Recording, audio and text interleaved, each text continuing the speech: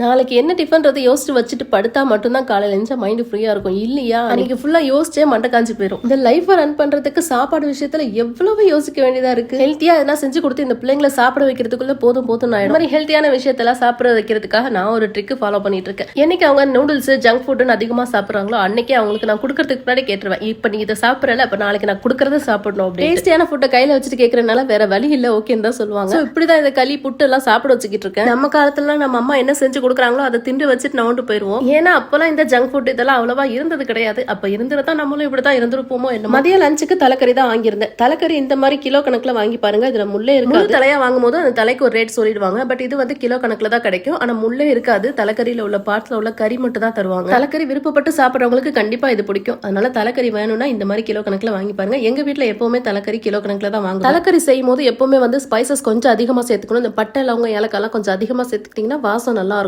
நம்ம வைக்கிற கரியானத்தை விட இந்த குடலும் சரி தலைக்கறியும் கொஞ்சம் மொச்ச வாசனை அதிகமா இருக்கும். அதனால கழுவுறதும் நல்லா உப்பு மஞ்சள் போட்டு நல்லா கழுவி எடுத்துக்கணும். அதே மாதிரி நம்ம தாளிக்கும் போது கொஞ்சம் அந்த பட்டை லவங்க ஏலக்காய் அதிகமா சேர்த்துக்கிட்டோம்னா வாசமும் டேஸ்டும் செம்ம சூப்பரா இருக்கும். இந்த வாட்டி தலைக்கறியான ரெசிபி என்னால ஷூட் பண்ணவே முடியல. கண்டிப்பா நெக்ஸ்ட் டைம் வந்து உங்களுக்காகவே நான் வாங்கி செஞ்சு அதை ஷூட் பண்ணி போடுறேன். தலைக்கறியை பிடிச்சி சாப்பிட்றவங்களை விட தலைக்கறியை பிடிக்காம சமைக்கிறவங்க தான் அதிகம். என்ன கரெக்டான? நானும் அப்படிதான். இந்த வீடியோ உங்களுக்கு பிடிச்சிருந்தா மறக்காம லைக் பண்ணி சப்ஸ்கிரைப் பண்ணிக்கோங்க. தேங்க்ஸ் ஃபார் வாட்சிங்.